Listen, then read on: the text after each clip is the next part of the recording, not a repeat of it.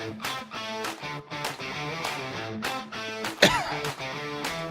right, getting ready to go here. It's time to rock this and say hello to my many viewers. Hello, everyone. This is Dr. Anthony Horvath, your host of the Gutencast. Double checking that.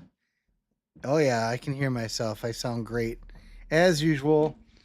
That might be tongue in cheek. If you know me, then you know that I don't sound great ever. But a man can live in his own delusions of grandeur, and I live in mine, and I'm okay with that. It's fine. Where was I going with this? Oh yeah, so I'm the host of the Gutencast.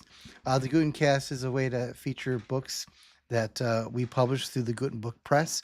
We have an online bookstore, gutenbookpress.com, where we sell the books that I publish, and every now and then other things too. So if you want to support the program, we do not have Patreon or anything like that as of yet. That is a real possibility, but for now, just go buy a book. Don't just buy a book, buy 1,000 books. And then, do that like once a week and everything will be fine. That's all we ask. Buy 1,000 books. Go give them away. Anyway, so we have as our guest today, you see in the thumbnail, well, you see part of his face, don't you? Rodney Gare. He's holding up the hard copy of The Elephants and the Emperor, which is going to be out on Amazon here in about, well, it's on Amazon now. You can buy it now, but it'll ship this Saturday. The official release is the 24th. And we are going to talk about the book, the inspiration a little bit of the book today, and spend some time hearing and meeting with the author directly. That's coming up here just momentarily. I want to start with asking this question. This is a podcast topic that I wanted to have at some point anyway. But so where do stories come from? Like, how do authors come up with them? Like, is there like this giant like wellspring, a metaphysical well that authors just reach in and pull story ideas out of? If you think about the stories that people have come up with over the years, um, some of them are really astonishing in their creativity. Um, well, I don't know. Harry Potter, that's pretty good. Lord of the Rings, like in other words, whole universes. Authors are making like whole universes. But the way that it works is that I think the author, and I'm an author, we draw our inspiration from many, many different places.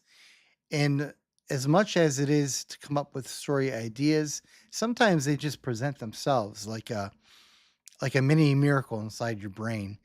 But I find as an author that I have to write.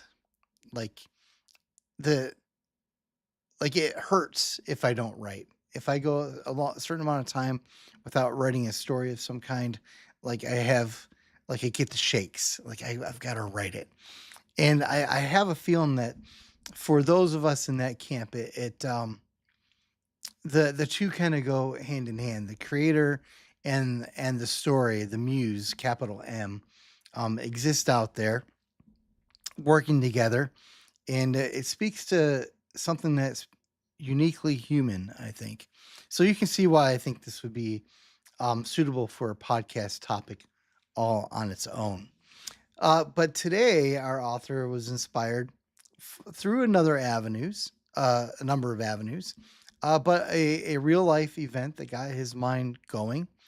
And I'll show you the story here in a little bit. But back in, I believe it was 2021, a bunch of elephants decided to go on a mile-long journey, like hundreds and hundreds of miles of journeys in China, like for no apparent reason. And then they got to the end, and then they just turned around and went back. And everyone was talking about it. And Rodney Gare found something about that to be tantalizing, and his mind started churning, and shortly thereafter, we have a book, The Elephants and the Emperor.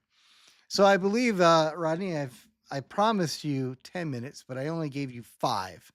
So I hope you're going to be all right with that. Let's bring in Rodney Gare right now. Hey, Rodney. How you doing, Tony? Nice to see you again. Yeah, good to see you. As like again, like after 5 minutes ago. But surely you mean the podcast we did this weekend or whatnot? Yeah. Yeah, it's been a week or so since we've had a proper conversation about um, events of the world. That's right. Yep. So how does it feel to have the book in your hands?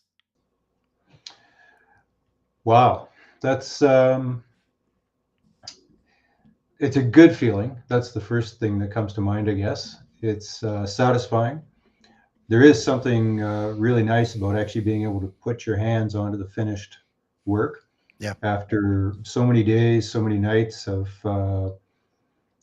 you when you're writing. I don't know about you, but I don't write perfect when I do first drafts, and I spend a lot of time going back and doing little corrections and amendments to the grammar and correcting punctuation errors and apostrophe errors and yeah, all that work seems endless sometimes, but when you get to a point that you actually think it's done, to be able to pick up the finished copy and hold it in your hands and go, yeah, Yeah. that's nice to have. Yeah. It's it's a there's also like the promise of now I had the idea in my head, the thoughts are in my head. I have now put it into a form where I can put it into somebody else's head, and the story that has lived in my head for so long will now infest their brains. And I find that to be satisfying too. That shared universe that you were just talking about, Yeah. creating a universe out of nothing. Yeah, this one was partially created within our universe, but I took it that extra mile and Yeah. created the end of the story. And I think that's actually the most exciting part of it is when you first start writing, you don't really know where the book is going. You have an idea, Right. but the process of writing is uh, it's just as entertaining as reading in a Yep. lot of ways. Yeah, absolutely. For me, yeah. Yeah. So let me pull up the article here hopefully I have it close to ready to go here. Nope, that's still you. Here it is. Oh, and let's get you back. Let's get you on here. There you are. Okay. So I thought people would be interested to see, the source story. And this is, I read a couple of these when you told me about the inspiration. I don't know, is inspiration the right word? Do you think? Am I characterizing it properly? Yeah, initially it was just news that I was interested in. I saw some headlines. This article that you've pulled up is from the BBC, um, and I read the BBC often, but I can't remember where I first saw the article. It might even have been on CNN. Um, but yeah, this group of elephants that went for a big trek across China, and at first they were just on a little bit of a walk, but then the Chinese government started to notice that this was more than just a walk. There was something unusual going on here. So yeah, outfits all over the world started covering it because there was something unusual about what was going on. So my initial curiosity in it turned into the spark of creation, I guess. Yeah. Okay. So just kind of scrolling down here, says so it started sometime in March 2020, and the timing of that now really resonates with my conspiracy bone. uh, but I digress.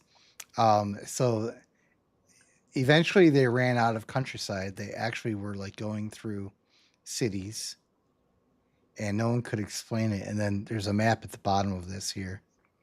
Let's see here. I'll find it. Here we go. Hmm. So, I mean, really, let's see, where's the scale? 25 miles. See if we can eyeball that. I think the article actually says how many miles it was, but I don't know, 5, 6, 700 miles. I remember numbers like that. Since I haven't seen this particular map, the route that I chose was a little bit different, more of a sightseeing tour of China. Yeah. But yeah, they walked a long ways, and the timing of it, March 2020, if people don't recall, that's when the world shut down because of COVID. That included China largely. I had never tied those ideas together before, but nobody did. Nobody knew what was going on at the time, Yeah. and this was why it was news. Is these elephants headed off into territory that wasn't part of their normal range. They left their typical home and just started walking. And elephants are famous for walking and putting the miles on, but they usually follow patterns. And this particular time, they weren't on any pattern that had been seen before. Yeah, I don't think I've ever heard of anything like this before ever, and not granted, I haven't like looked it up, but like I think we would have heard, for example, if in 1400 all of a sudden elephants ended up in Paris. You know what I mean? Like they just showed up. It seems like just a really, really strange and bizarre thing for them to have done. Well, and scientists still don't really know what was behind it. Initially, there was some theories like habitat destruction might have been the mechanism that pushed them out. Some people talked about a shortage of the food that they eat. Some people talked about overcrowding. And it was at that point, I think, that the Chinese government jumped into the mix of the conversation, saying, yeah, overcrowding, that's a sign of the success of our elephant conservation program. Mm-hmm. So all of these ideas, whether it was habitat destruction or a lack of food or overcrowding, all of the scientific theories kind of went into the garbage can when the elephants turned around and went home. Right. About 15 or 16 months into it. And Yeah. Just went right back to where they started. So that just increased the mystery of what was going on. That is one of the strangest twists, that they just got bored and decided to go home. Like, and they knew where home was. And they knew where home was. They're smart animals, and they're curious animals, and very social as well. There's a really strong family structure within elephant herds. And when you combine all of those things, the idea that they just want to go for a walk and see what's actually going on, well, that's not such a reach, that they would do that. So maybe they're just tourists. I don't know. Right, sure. So do you think that you're now an expert on elephants? Well, I know the word pachyderm, but beyond that, I would say I've learned a lot about elephants that I didn't know before. Sure. But expert, no, I think that's a little too strong a word. So when did from the time when you heard, like, at what point after this did the idea come into your head that I'm going to make a children's book inspired by this story? I think when I heard that they turned around and went home, and I didn't get that news like in the moment. I probably heard that a few weeks after they started deliberately trekking back towards the jungle again. And that's where it hit me that nobody knew what was going on. And that kind of created the opening for, an alternative reality on why they had gone for the walk, and allowed me that produced the ending for my story. Making it a children's book about elephants walking across different famous sites in China. That part of it was all pretty easy, but the reason why they were doing it, yeah, I didn't have that until they turned around and went home, and that's when I kind of created the idea. Do you feel like that's a spoiler, or like that you don't want to give away in the broadcast? You want to let people read it, or do you want to talk about it? Yeah, well, I'm not gonna give away why they turned around and went home. You'll definitely have to get the book to get that part of the story. But yeah, it was when they the moment of real inspiration for it, I guess, came when I learned that they had turned around and walked home again. So I'm gonna pull up a better image of or a fuller image of the cover. I don't Mhm. seem to have available the images from the inside, but I think people might want to see some of the artwork a little bit better. So give me just oops. I just I don't know what I Oops. did, but my Oops. computer decided to do a process. I don't know what process I've just done. I don't know what you mean when you say oops, but I know what I mean when I say oops. So yeah. Okay, so let's get rid of this. So this is what the cover is actually from, but this doesn't have the title or anything. So yeah, I think this is something that kids are gonna like. Every kid likes elephants, right? So yeah, Well, and the idea of the Forbidden City that you've brought up in the background there, right. and that's off the cover. That conjures a whole bunch of other ideas too. What is the Forbidden City? Why is it a forbidden place? Yeah, Who's at the Forbidden City? So to kids, that's it's partly great entertainment, but it's also in part a learning experience too. yeah, yeah. Actually, when you put it that way and bring out that part, um, I think that there is a general fascination among all ages, really, of the way things used to be 100 years ago with castles and kings and queens. I mean, today we don't really think very highly of having a king or queen, but there's still kind of a romance to it, um, almost despite itself. Like, but I'm sure you weren't really, or maybe you were thinking about that by setting it in the past rather than the present. Well, the Forbidden City is a relic from the past, but the story is contemporary. Okay. Yeah, you're Um, right. You're right. so it draws on a few different things there, I guess. Um, another thing that kids like is magic, Hmm. and even as I don't know if we could be regarded as grown-ups, you and I, exactly, I'm but not sure either. I'm going to say no. well, how about adults? We can use the Okay. word adult. All right. Um, even now, we all wish magic were a real thing, and Yeah. it'd be fun to think about having an emperor of China still, Yep. and yeah, and history goes through different cycles too. So who knows what the future holds with some of this stuff? Right. And China is a place that is uh, mysterious even now, even without its emperor. As I recall, you've been to China quite a few times, although not recently. I have. If I go back a little over 15 years, I was there quite a lot on work-related things, but even there for work, you see sights and sounds, especially in the big cities. And some of that history goes back a long time. The Marco Polo Silk Road terminates in China, Hmm. and some of those original cobblestones are still there, where that original road is at. So you can walk on those and live the history even today. And the Chinese people, by the way, are very proud of this history. Hmm. They are keenly aware that they have an ancient culture that has survived a few thousand years in different forms, granted, Yeah. but their culture is an ancient one. How do you think that a Chinese reader would perceive?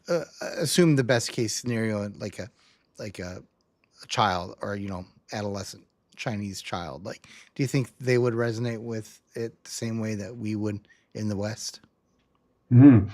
Well, that's an interesting question. I hope I've honored their view of it.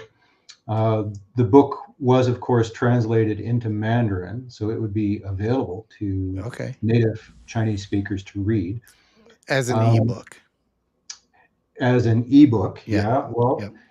hopefully we'll get hardcover and softcover going soon in these other That's right. languages as Sure. well. But starting with English in North America here first, um, Chinese readers of English, I hope that they see things represented in the book that they already know about, albeit in a stylized format.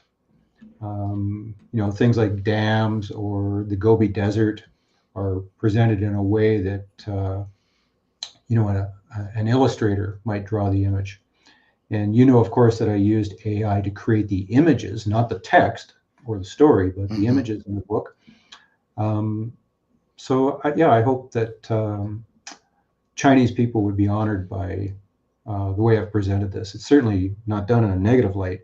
As I understand it, the Chinese government went out of its way to protect these elephants That's what it looks while they like. were on Yeah, their journey. from the Because as you articles. said, they were walking through cities and farmers' fields and crossing freeway bridges even. And Yeah. Maybe tough journey. I should maybe put that link to that article in the description if I remember. But it describes they did even more than that. They set out food for them um, in excess because, of course, in the city there's not going to be the food that they normally would be able to eat.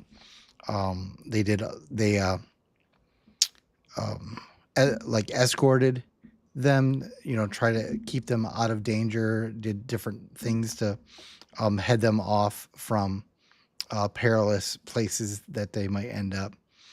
That article talks about it's going to make it, people are going to start thinking that I'm the expert. No, I just read this article, is all. I swear. But one case that they had to cross a river on their way back, but there was only one bridge that could hold them. So the government had to do all these different things, and it took forever to finally to funnel these elephants towards the one bridge that would sustain them. So yeah, they were heavily involved in keeping them alive, which is interesting to me because I don't tend to think about the Chinese culture and the people at all. Like I'm not trying to be crass about it, but I have no sense at all of the things that they would find to be interesting in. Like today, I know, for example, like in America, if there was a panda going to be brought to a zoo, I know that the American media would like ooh and ah over it like exceptionally all the time. I just don't know that culture well enough to know what kinds of things excite them. Um, but apparently, this story of the elephants excited them as much as it did anyone else in the world. No question. It played really big there. There's a little bit of a disconnect in information about China in Western media.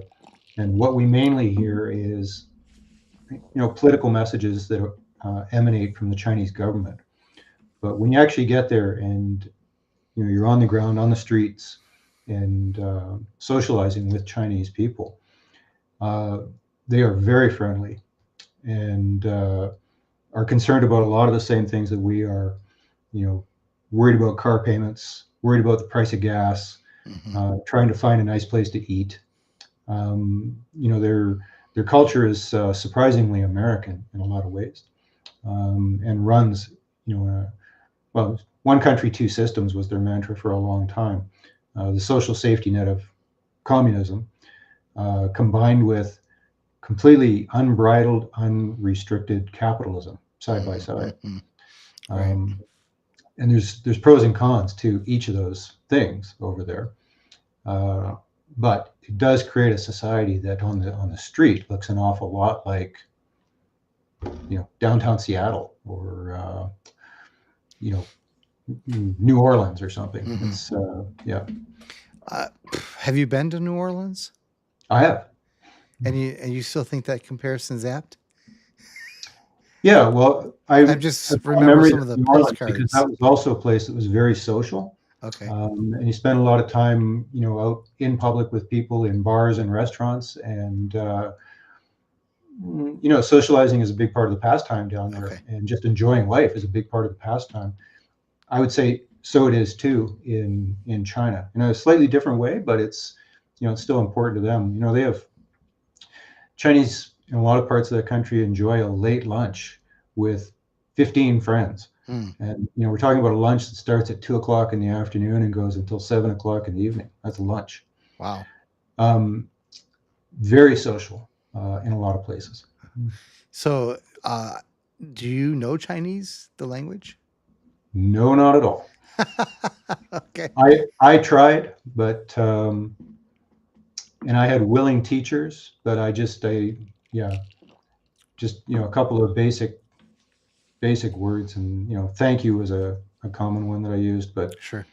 thank you is almost the limit of my Mandarin.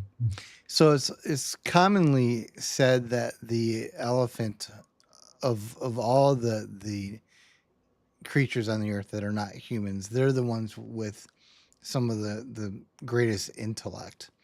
I think you might put dolphins in that category or whatnot, but they really do seem to have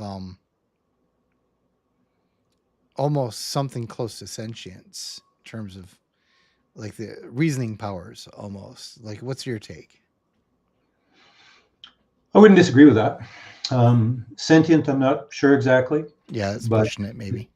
they're certainly situationally aware. They know their surroundings. They have great instincts, and not all animals get along really well with human beings. And elephants mainly, um, if they don't certainly get along with us, they at least tolerate us. Hmm. Yeah. Um, Now, an elephant can be dangerous as well, uh, but not in the same way that something like a grizzly bear is dangerous. Right. Um, Right.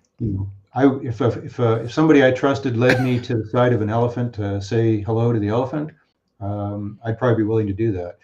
If another friend was trying to lead me to the side of a grizzly bear to say good morning, I probably wouldn't. I probably wouldn't take that invitation. Uh-huh.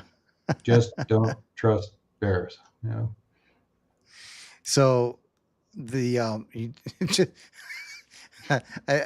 queuing up the video of that earthquake, and so I didn't quite catch the intonation there, but I'm getting the impression that you don't like bears so much.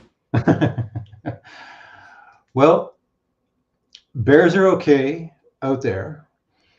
I am looking out the window at a forest right now, by the way. But yeah, I'm troubled by bears just a little bit. Some people are afraid of snakes. I'm afraid of bears. Oh, okay. Interesting. Well, this is good information to have. You and I have known each other a long time, maybe not well enough to like do pranks on each other, but once the day that we are, you can expect a bear to show up in your bathroom or something. Okay, I'll keep my eyes All out. right. All right, so let me pull up this video. Hopefully it'll play right away. If not, won't take me long to get it. Should be going there. So this recently happened. Should be working. There we go. There was an earthquake, San Diego. Is that right? So the camera's Yeah, gonna Southern California. start moving around, and they're all freaking out. But what's interesting is that their instincts here to form this protective circle, like roughly all facing opposite directions. That's good tactics there, I think. You know, that's like military grade. Well, it's interesting in that video. You can see them; they're all protecting the youngest elephant too, the calf. So I heard that. Let me zoom it in. Oops, I can't do it with that. Here, okay, here. We're gonna have to cover us up here. Let's see. Let's play it again. So, is there one in the middle? Yeah, the little calf standing in the middle there, and they're all kind of backing into him. And Sorry, we'll bring it back up that they again. sensed the earthquake. Probably everybody in San Diego sensed the earthquake, Yeah. but the way they reacted, protecting the most vulnerable amongst them, is really interesting, and I think it speaks to their social structure and their instinctive priorities. So they were moving even before the camera started shaking, which I thought was interesting. That is. I wonder if they're picking up those low frequency shock waves that are the harbinger of the earthquake about to occur. Okay, so yeah, I can see that little one in there now. Yeah. Like he One needs ele- protection. yeah, the one elephant with the tusks there seems to be watching a couple of them, the smaller ones, and there's no question they're watching for trouble, aren't they? Right. And that one on the right, if I'm not mistaken, he seems to be the big dog. And you have in your in your book a big dog, as it were, the top one, and I think you have a picture ready of what kind of inspired you, if you want to pull that up, of that particular character. Um, I Mhm. can't do two things at once, so I can't remember the name of the character. Jugger, you're talking about. Yes, that's right. Yep. Um, sure. Let me just organize that for you here. Sorry, I kind of sprung it on you. It just No, seemed that's okay. It should be coming up for you in a second there. so now there's an elephant that has seen some combat. That guy looks like he's got some hard miles on him. Yeah. I wouldn't want to mess with that guy. No, this is a pretty tough looking elephant and big, obviously. He's bigger than the trees that are there. And this particular picture was actually the inspiration for one of, not the protagonist in the book, but one of the key characters that certainly plays a big role in what happens in the book. So Jugger's background, yeah, he's old and he's seen the world. And the other elephants in the herd lean on him for advice. And sometimes his advice is pretty tough, and it's based on a tough career before he kind of retired into the wild again, retired into the jungle. So let's talk a little bit about who do you think is going to want to read this book, or acquire it. Now we know from the description and everything, I laid it out, it's a children's book, so we know that it's going to be kids. But like, do you have any thoughts on where this will be received the best or the most, or do you follow me here? Well, if you're talking about age range, it would probably be 4, 5, 6, 7 years old. Now, in that context, it would be the kind of story that a parent would read to a child just before bedtime. Okay. Not all in one night. It's a little bit too big for that. Maybe over the course of 4 or 5 nights, a couple chapters a night. That allows then the child to absorb what they're seeing. The images are compelling in the book, and I think the story is compelling as well. And a lot of it is seen through the eyes, or a lot of it is told through the eyes of an elephant calf. So the perspective on the story is, from a child, as it were, an elephant child. You get a little bit older than that, 8, 9, 10 years old. Those kids are probably starting to read on their own a little bit more now. Yeah. And this is a story that will engage them because it has some adventure elements to it. It has some of those magical elements to it as well. And I don't know if you recall reading as a child, Tony, but for a long time, I was seeking out books that had pictures in them because they were just less onerous to read than something with continuous text. So school teachers were handing me books that had nothing but words, and I didn't have a sufficient attention span to deal with that. I needed the occasional break, an interesting picture in the book to engage with. And so this book, I think, balances that nicely. When you get into 11, 12, 13, 14 years old, that's starting to get slightly out of the range that this is intended for. But if they hadn't previously seen the story, this is something that would still be engaging just from an educational perspective, because there is interesting facts about elephants in these books. Like this, the picture that you had up a moment ago of my inspiration for Jugger, features there like they have toes and toenails and tusks and great big ears. Those are all functional parts of an elephant's anatomy and physiology, and that's discussed in the book as well. So I could see, especially if for the older reader, that the 12 to 13-year-old range, that if they knew that it was based on a true story, that might get them kind of over the hump, so to speak, of some of the other things where might be a little bit too young for them. But the fact that it is based on a true story, I think, really does give it a certain point of interest. That where am I going? Like, it's a curiosity. I think that probably anyone of any age would be interested to know. Maybe not enough to, like, if a 50-year-old sitting around. All right, I'm gonna either read Dostoevsky or I'm gonna read Rodney Gare. But there is a level of interest to say, okay, this is wild. Oh, people can't see me gesturing, so let me. Here we go. They'll be like, this is wild. So, like, this actually happened. This tribe of what's a group of elephants called? Herd. This herd. I almost feel like an idiot now. Of course it is. So this herd of elephants just decided to leave their home grounds and go on a 1,000-mile journey, and then just turn around and come home. I think that might be enough to get at least an initial read out of just about anyone of any age.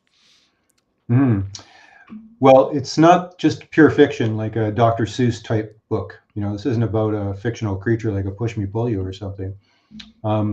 These are real world animals, and the Asian elephant in particular is interesting. It's slightly different than the African elephant. Has slightly different characteristics to it. And that was a revelation to me, I guess, when I was first learning about them. That they did this real world journey, and that the book is based on that. Yeah, I think there is an interesting tie or an interesting draw to the story in that context. So we didn't. We sort of agreed that we're not going to give any spoilers. Like, you ascribe motives to them, and we're not going to really talk about that. But I think that it is reasonable, if you agree. Hopefully you can pick up my hints here.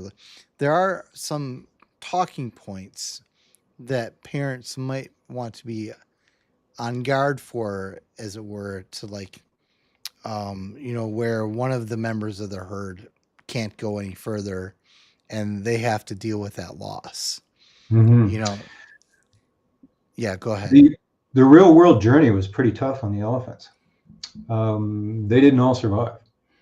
There were some tough obstacles, some river crossings. There was some urban obstacles that were overwhelming for them. So it was a big group of elephants that did the walk in the real world. And that's something, that was a part of the story that I couldn't really ignore in the book. And I reached a point in the book where they were in a critical part of the journey. And I realized this was the moment that I was either going to broach that topic or just avoid it completely. Mm-hmm. And I spent a few days doing some research just on that question. What kinds of things are a good idea or maybe a bad idea to present to small children. And the consensus that I got back from all the searches that I did, not just one source, but a couple dozen, was that dealing with tough topics in a semi-fictional book like this is actually a great way to introduce children to tough concepts for the first time, things that they might not have thought about before. Mm-hmm.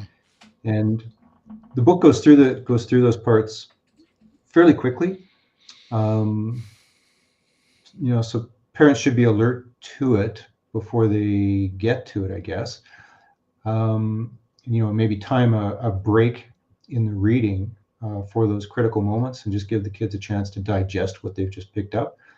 But then in the next reading session, the next night, the story moves on quite quickly. Yeah. And there's a lesson in that for children as well. Sure. So I think the moment actually gets kids really invested in the story. They embrace it and start to live it and have feelings for the story. And then it all, comes around to a kind of logical conclusion as the book moves towards its end. Yeah. You don't dwell on it in any way that's inappropriate. I don't think.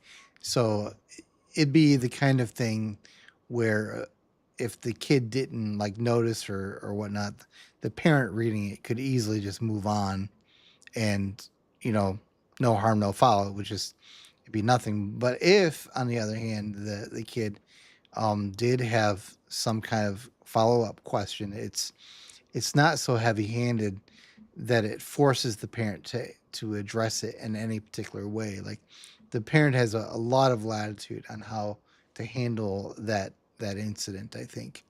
And as you say, it happens and then it's over and then the journey continues. Life goes on. Yeah. Wow, that kind of. It's also a lesson for the parent in some cases. You think of a lot of first-time parents. They're not so many years removed from being a child themselves, and they might not have had lessons quite like this yet. Yeah. So stumbling onto that moment in the book, that's a good experience for everybody, I think. So not to take this in a too serious direction, but and maybe you're not comfortable doing this, but like in your line of work, you can just tell me if you don't want to talk about this. In your line of work, you have deal with life and death situations all the time. So, you tell me if you don't want to like take this tangent at all, but like, you probably see the value of having some conversations about this earlier on than maybe other people don't. Well, in an earlier part of my career, I did work as an EMT and a firefighter for a long time. And you certainly see things in that job that last. You have memories that last. Mm-hmm. And I've always tried to find ways to describe it to people that ask, because it's a common question. For anybody that's working in EMS or the police department or the fire department, people, when they feel like they're getting to know you a little bit, it'll eventually come out. Right. What's the worst thing you've ever seen? Right. Well, the short answer is a paycheck, but there's obviously other things that you've seen over the years, and it'd be nice to have more resources out there for people to learn from easily what some of those experiences are like. So this is, a children's book, and I'm not an expert in psychology, but the psychology references that I looked up all pointed in the same direction, saying that a story like this is actually a good place to introduce people, children in particular, to the topic of death. Yeah. Yeah. We'll just bring it right on out there. If anyone was confused about what we were talking about, there it is. Dancing around the real issue there. So, but it's handled lightly and with respect. And then it could be the parent would be able to take it from there. I would say that given the way that we presented it, maybe people would be like, "Oh my gosh, what are we talking about?" Let me just like put a caveat on there, like it's so incredibly tame compared to 99% of what's out in the media right now already. Oh, so, the difference would be this would be a controlled setting with an impressionable person, and you have as a parent the latitude to move on, but really this stuff is all over the place without the courtesy of involving a parent, right? So this has that advantage, I'd say. Yeah, it's a safe environment. this was the key message from psychologists. Yeah. It's the right way to learn about that kind of thing. So, what would be a that's kind of a dark point of the story, if we want to call it a dark point. What would be a bright spot of the story that you think people might be interested in, kids would be interested in? Now I'm making them Well, think. there's several. Just sites along the way. It's kind of an introduction to tourism in China, if you want. Some of their most famous historical sites. Sites that include modern technology, like big hydro dams and big mining operations as well, airports. Um, so that each of those sites is kind of a new experience, and there's things in the images and the story that describe what that place is all about, or what each of those places is all about. Ultimately, I guess this would be touching back on another point you were making a moment ago about what the media, what the news is like these days. It seems like such a grind to watch the evening news lately. There's so many things going on in the world that seem negative, and the story starts out with a point of concern. It's not really tightly defined, but it just comes up. There seems to be something wrong, and the elephants kind of make it their mission to go and figure that out.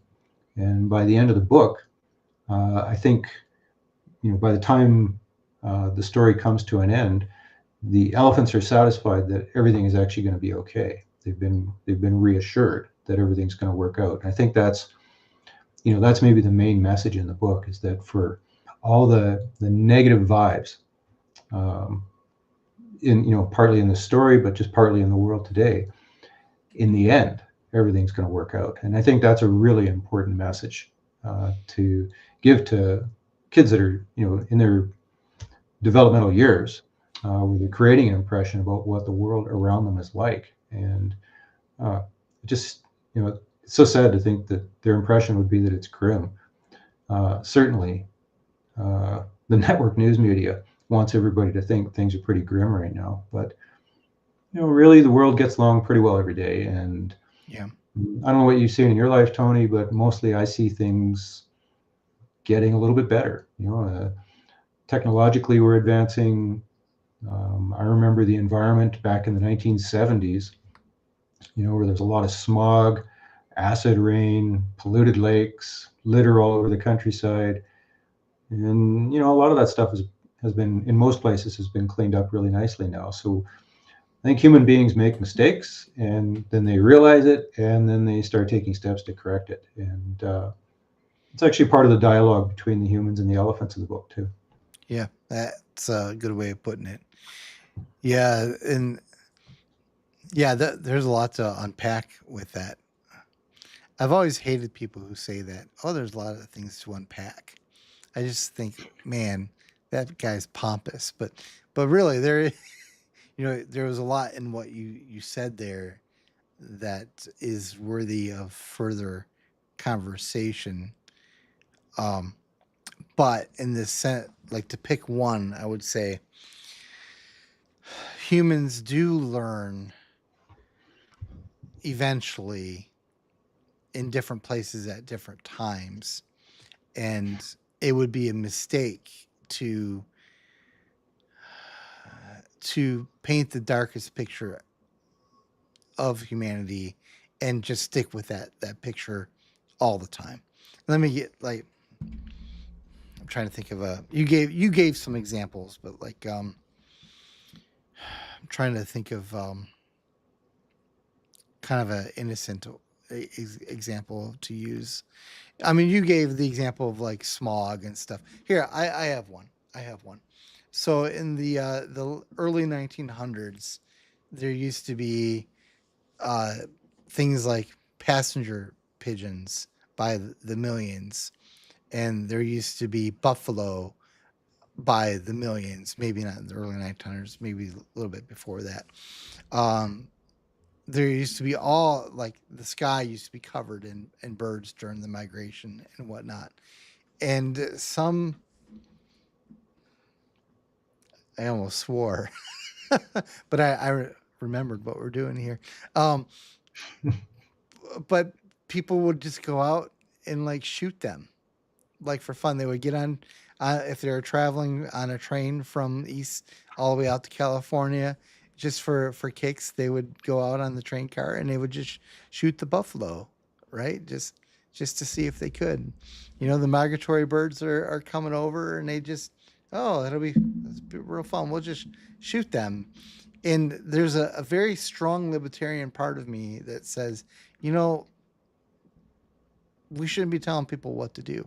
But they wiped out whole populations of a species, right? like, like, what is the matter with you? Where's your brain? You know, to do something like that. And eventually, people did intervene. The story of the migratory birds, as I recall, was there was federal legislation that was resisted, and it was passed in the dead of night, so that no one could oppose it. Like it just they had to sneak it in, but then that saved all the migratory birds that were left. And there weren't that many. We're finally spared because of this, like dark of night cloak and dagger law saving the migratory birds. So that would be kind of an example of how people engaged in behavior, and then other people were like, what are you doing? Like, what are you thinking? Like, show some responsibility, some restraint.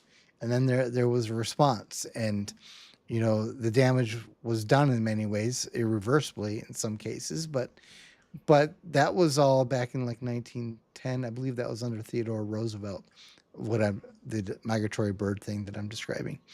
um and we're rebuilding. It took 100 years, to really fully absorb those lessons. But in fact, your book is almost an illustration of that, in regards to like how the Chinese government tried to protect those elephants, right? Like in the 1900s, they probably would have been shot on the street by wild, crazy Americans who were like, "Oh, elephants coming through, put that on my wall," you know, like an entirely different mindset. But it did take time. It does take time, but eventually, most humans find a way to deal with our excesses. Usually, Mm. Well, I can't say it was intentional in my writing, but maybe there was an inevitability to it. The elephants in their natural environment, there is, as a result, an environmental message in the book. And it's along the lines of what you're talking about. Um, people realizing the impact that they have on their environment. And I don't think it's giving away too much to say that the elephants were concerned about what they saw going on. And that's sort of what was behind their trek across China. Or at least that's my version of that's my scientific analysis of why they're going across China. So that environmental message is there, just as an innate part of the story, I think. I'm not an environmental activist particularly. I didn't write this as a conservation message about elephants.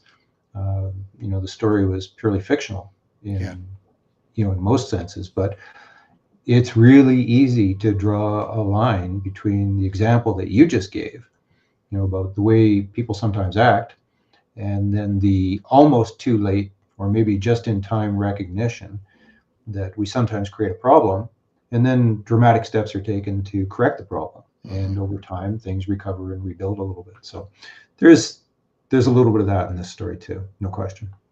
So a quick Wikipedia look puts the Migratory Bird Act at 1918. So that would be, I believe, Woodrow Wilson's era. Okay. It's interesting. I never thought I would find anything of that guy that I would approve, but apparently we found something. Sorry, did I just go there? Apparently I did. Can worms. Yeah. No, but you had to do it because in that case you had to do that because people were just looking at the birds flying over their heads and saying, well, let's just shoot them. And it didn't, Like it was just pure gratuitous entertainment. Like Well, there's a lot of things like that going on in parts of the world with respect to elephants too right now. it's true. Yeah. They have to be protected, and it's actually a tough job to be a ranger in some parts of Africa these days, because that picture that I had of my one character's inspiration there, those tusks have enormous value, Right.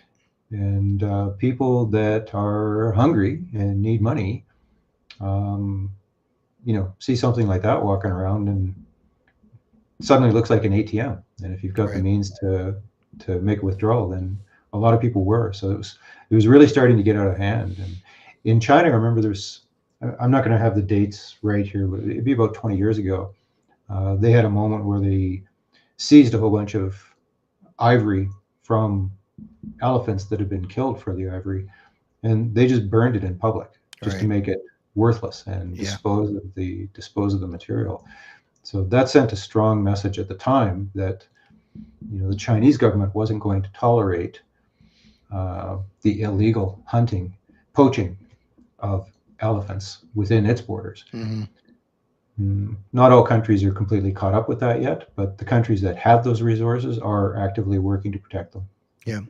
This is kind of interesting that so like here in America, the some of the same laws apply to something like the bald eagle, right? So like Mm. you can't even own a feather from a bald eagle unless you get like special permission, you know, which is kind of weird. Like again, as a libertarian, that kind of stuff chafes me, but I do understand as a conservative that there are always going to be people who bend whatever rules possible, and they would destroy every bald eagle on the planet if it brought them pleasure, right? So it's stupid, but unfortunately there is stupidity in the world, and we do have to find ways to work around that, and sometimes we go too far in dealing with those things, but as per your point, eventually, even when our reactions might be overkill, then our reaction to our reaction sets it right. It just takes some time for it to all Mm. work out. Yeah, over the fullness of time, you see the pendulum swing both ways. And go back to talking about bears. Oh yes, I live in bears. Alberta, in Western Canada, and there was a pretty aggressive grizzly bear conservation program in the province for many years. And a few years ago, the provincial government started walking that back a little bit and started issuing permits to hunt grizzlies again, because the grizzlies were becoming so numerous in some places that they were encroaching on each other's territories. They need a pretty big range to operate in. So they opened up hunting again for grizzlies. So that's the pendulum swinging back the other way again, uh, with conservation efforts. So when we started this today, um, I know you could probably hear a little bit of printer action. Just ignore the wizard behind the curtain. It's because I have this brand new mic, now works too well. Um, yeah, I said, we don't need to get too in depth on anything. We'll just keep it kind of light a little bit. And here we are, we're kind of skirting over things a little bit. But um, in our area, the issues are the wolves. Hmm. They have reintroduced wolves, and maybe I shouldn't say reintroduced, but they've tightened down the restrictions on being able to hunt them. Actually, I'm not a hunter, so I don't really know, but all the details. But I do know that like a lot of the farmers are like, we don't want wolves, you know. So there's this tension that always exists between us and the animal kingdom, where we want to enjoy it, but we don't. There are people who have justifiable interest in the abuses that the animals can do to us, if I'm trying to find a way to put that. And so we have this great giant world, and we have to find a way to coexist with all the creatures in it too. Possibly. I remember um, flying on a medevac once, and we were talking about the terrain we were flying over and the number of bears that might be out there. And the pilot made a comment that I've not ever forgotten, and that was simply, "I don't miss dinosaurs." Now, dinosaurs are cool, and ruled the world for millennia, a long time ago. But it would actually be a pretty big deal if we still had T-Rex stomping around It would. Yeah. in foothills here. Yeah, that would be a real inconvenient, like worse than bears, maybe. But does the world get along without T-Rex? Somehow it does. So I think it's okay to control certain things that are dangerous. And for my part, I question where we protect certain animals. Like this is, I live in a valley that's got a lot of people in it. I'm not sure we need to have grizzly bears right here in this valley. Mm-hmm. But the next valley over, completely uninhabited, no people at all out there, that's a great place to protect grizzly bears. Yeah. So I think, we need to just keep working on these conservation policies and refine them. And I've been around long enough now to see that they are refining them, and some of it is political, unfortunately. Different governments come in with different views, and that's when the pendulum really swings. But it does seem to me like more and more it comes back to kind of a center point where there's a lot of agreement on what's going to be best. You're still going to have extremists that really want to protect certain animals, and you're still going to have extremists that really want to get rid of certain animals. But I think the rest of us can just kind of push those guys off to the margins and focus on what's going to be the greatest good. That reminds me of a saying that attributed to Martin Luther, that humanity is like a drunkard who falls off one side of the horse only to climb back up and fall off the other side. So, and on balance, the hope is that there's somebody who doesn't fall off, right?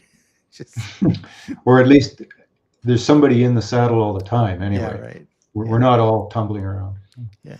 So what are some other things about the book? We've got we could wrap it up whenever you felt that we wanted to, but there's about, schedule wise, 25 minutes left. So what are some things about the book that you want to make sure that we pull out for people?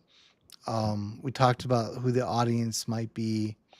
I know that you would love to see this in libraries. And as your publisher also, I would love to see that as well. But what are some things that you want to make sure that comes out in tonight's broadcast? Well, the most contemporary issue is probably related to AI. Sure.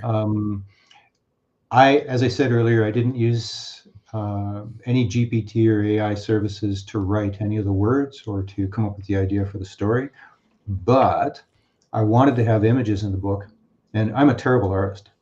I don't draw good stick people. They're all crooked and just look wrong. Certainly, I could never draw an elephant. So AI, I realized just last year, after hearing about it for a long time, I realized AI was capable of generating images.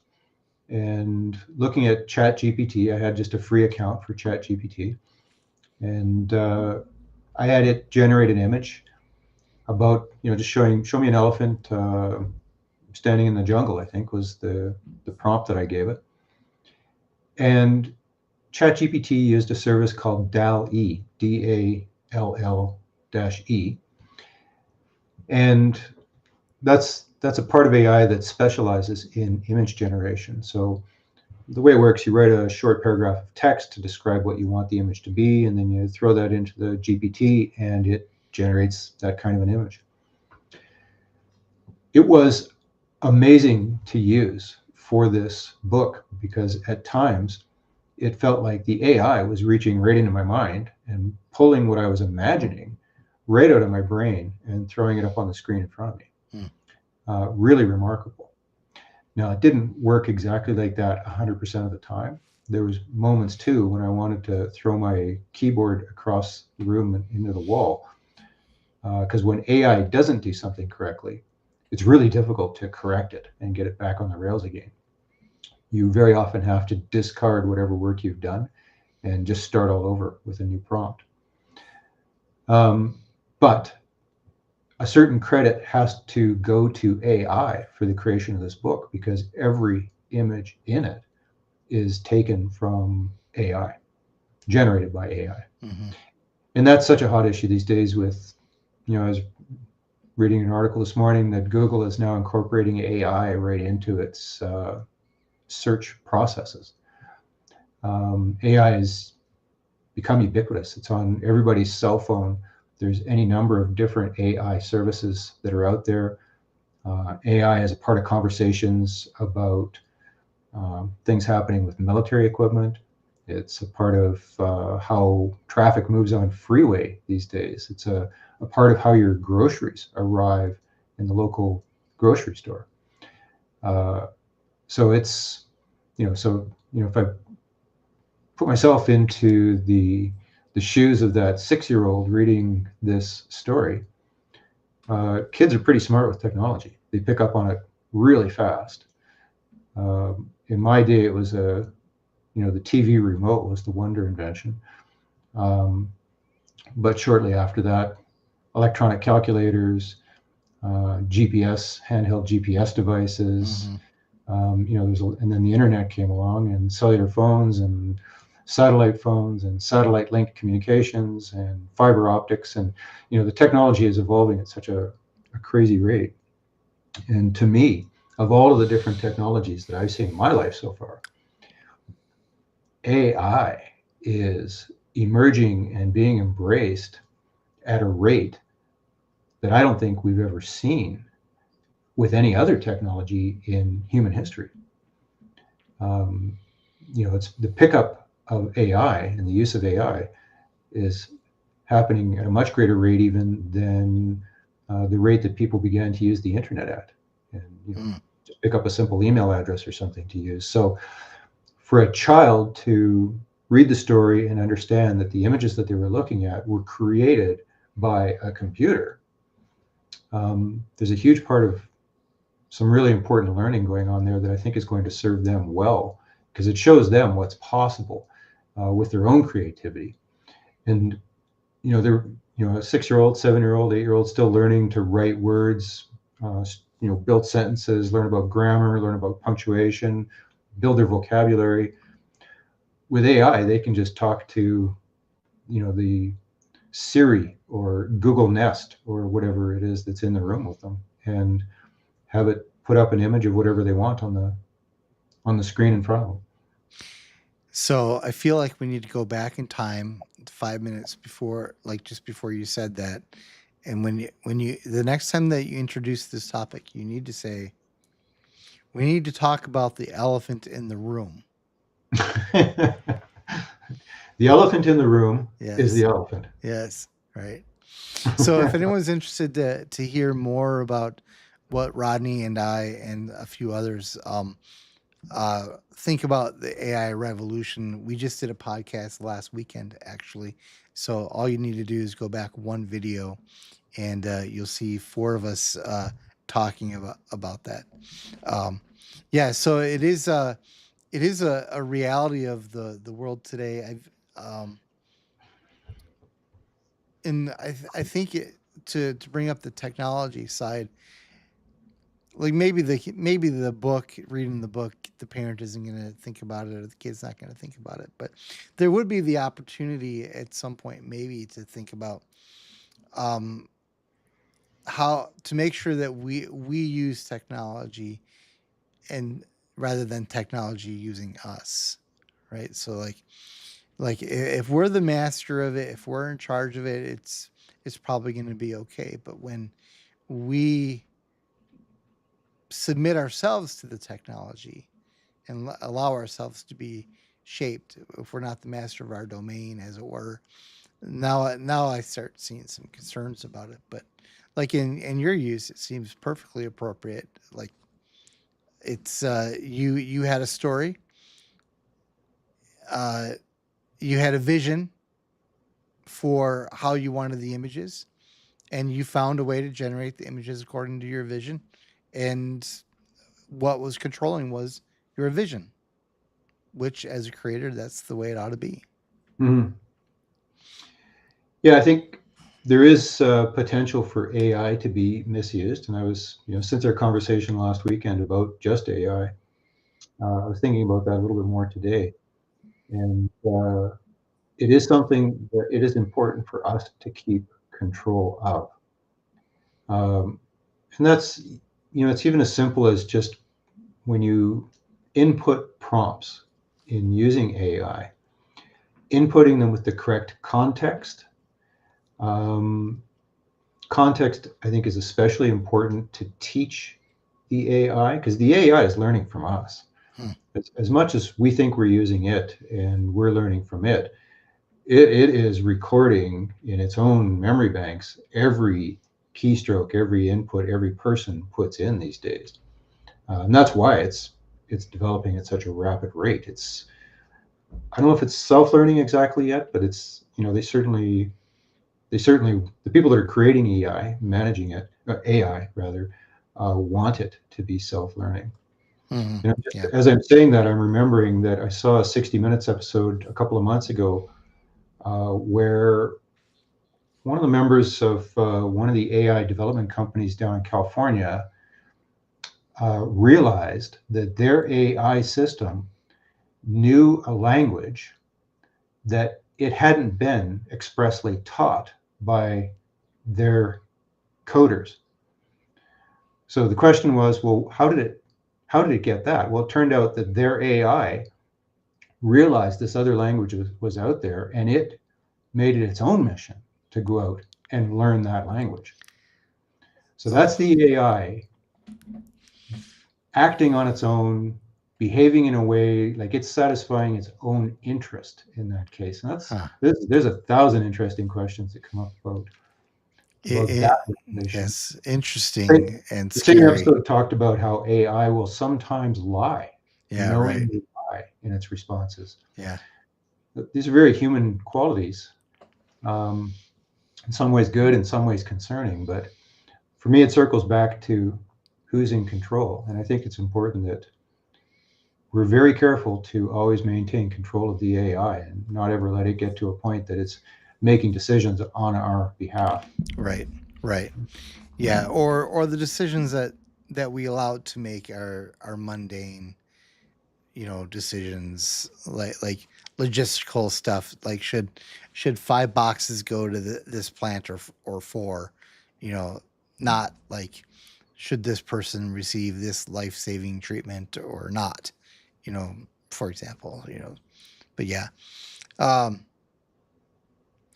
I like that AI could make recommendations that require human approval. sure, that'll work too. Yeah, yeah. We're really talking about trends that have been around for a long time in a way, with like robotics and manufacturing, um, where they basically just turn over to the a whole system of computers and robotic arms, like to make an automobile, right? Mm. You can have something like that do completely tedious work with a high level of precision, and many of us would welcome someone to do that kind of work for us, you know.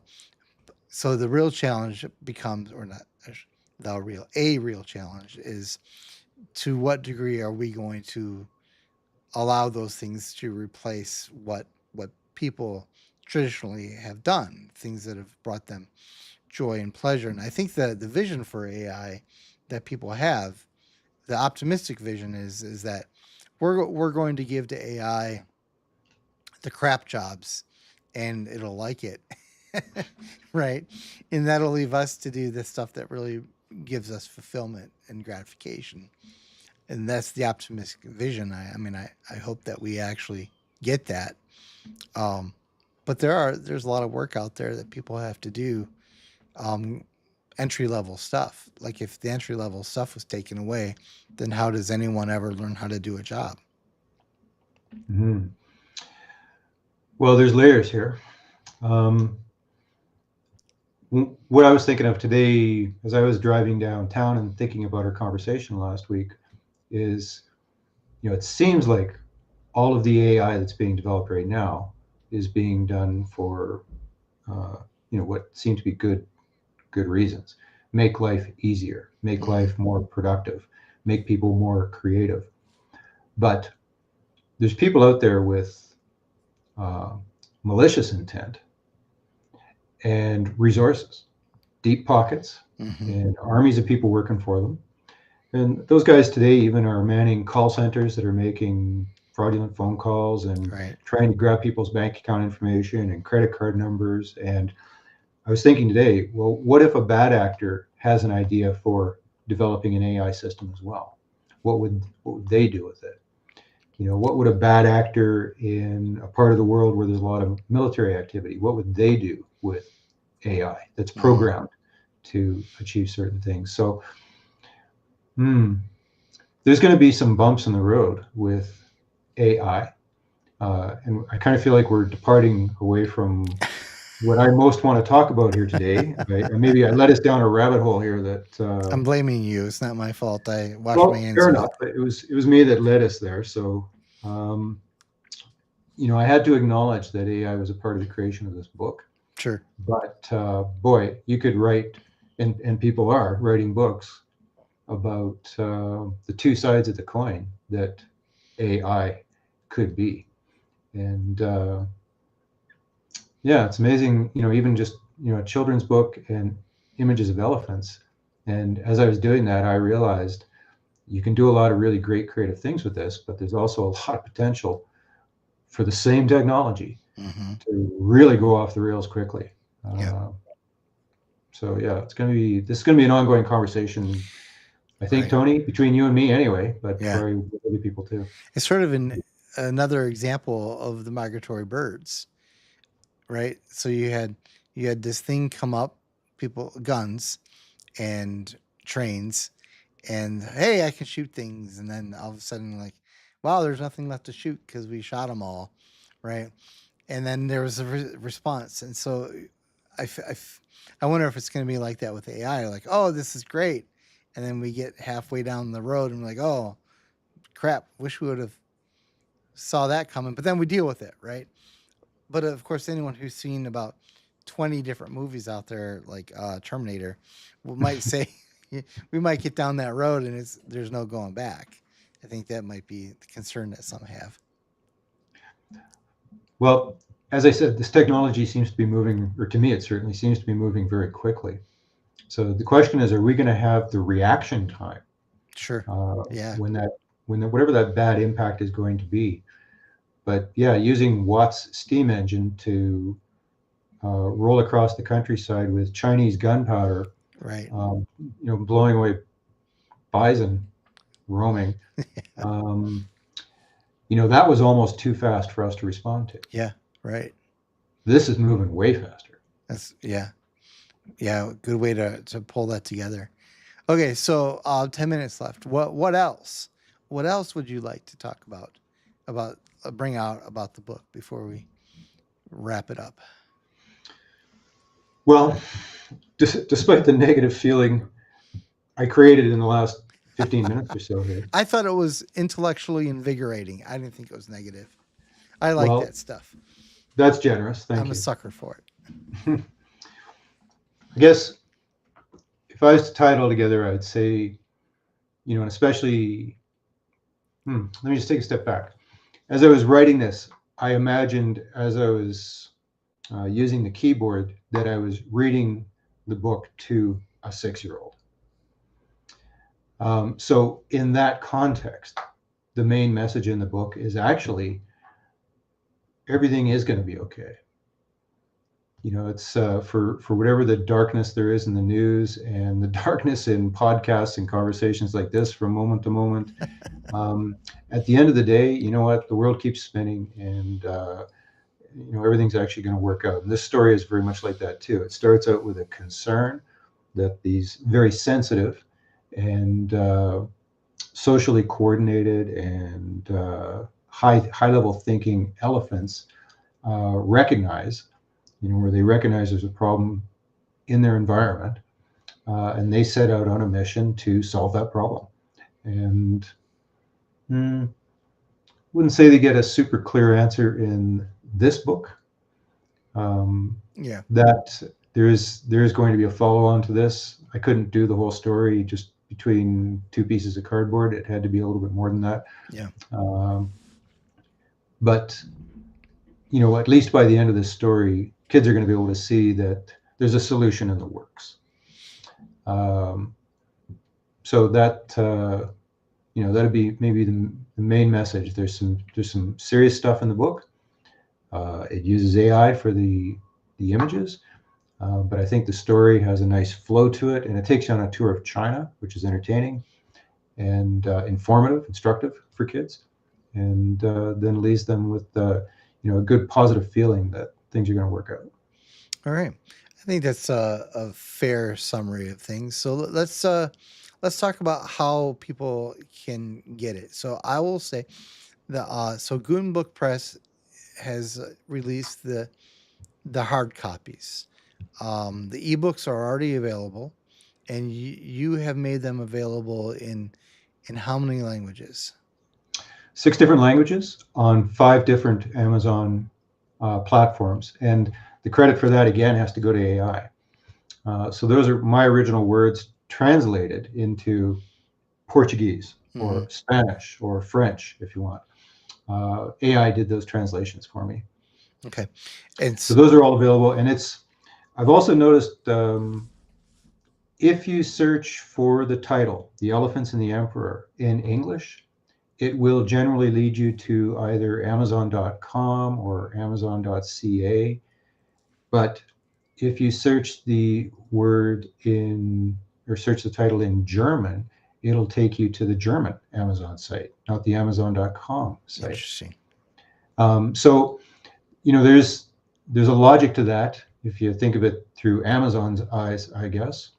But you can find it with very precise keying just through Amazon.com. So, and that's the e-versions in all the languages. right. And then within the next couple of days, the links for the hardcover or the softcover versions. And the hardcover version, which I just happen to have, let's see it. Editing sample of very close by here. So if I get that up in front of people, I can see There you go. It's either me or the book. And the writing in the right direction? There you go. Yep, it is. So The Elephants and the Emperor. So there's copy 1 of the hardcover full color version of The Elephants. Why don't you open it up so we can kind of here? I'm gonna make the screen just a little bit bigger so that we can. So, there is, just so people don't think I did the whole thing just with images, there is. I'm gonna line it up with the camera here somehow. There's actually text. Yeah, that's right. Okay. Yeah. But for the from the kids' perspective, it's more text than images. It is more text than images. There's no question. But and this gives you a clue about one of the other main characters in the book. Can you see that, Ari? Yep. Yeah. So there's Jugger back in his career days. Sure. So images like that, I think, are compelling for the kids to follow along. And the old expression, a picture tells a story of 1,000 words. Is that the right expression? Did I get that right? Yep, that's right. Yep. It's true. Each picture in this book does add 1,000 words to the book, because even when I look at the images, they tell a big part of the story without using words. You create a mental image of the story in your mind by looking at these pictures. Yep. And the pictures guide you through the story.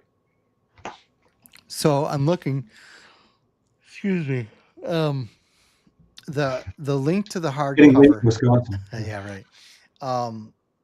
The link to the hardcover is in the description already, and I'm looking at the Amazon website, and it already has linked the English Kindle version to the hardcover. Hmm.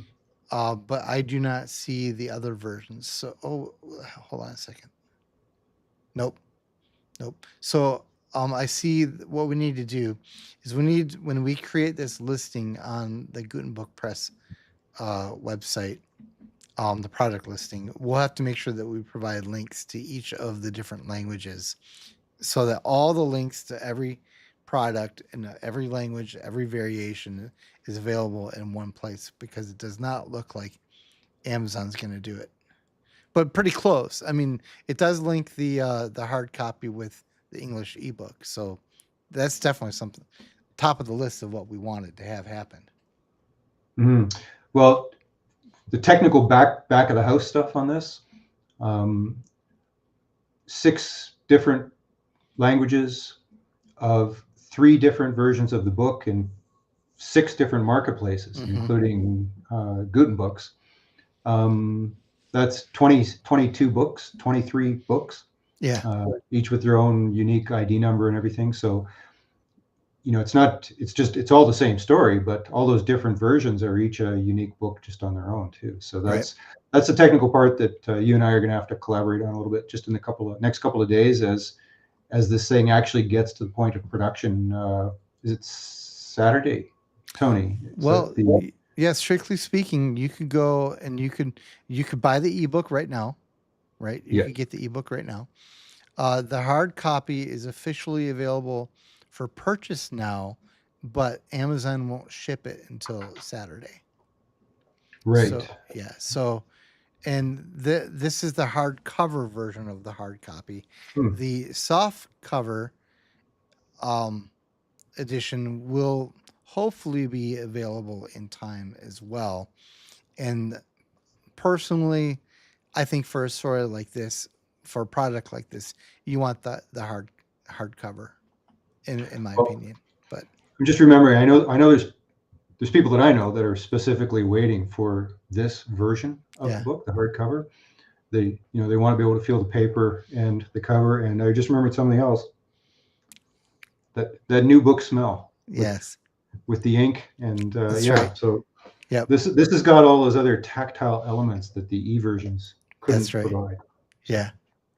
So the hardcover is a little bit more expensive because it's full color, and you can't, if you're gonna do this, you got to do it right. And full color was obviously the way to go, and you pay for it.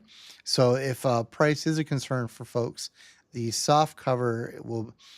I'll just tell you, the soft cover is priced at $19.99, and the hard cover is $33.99.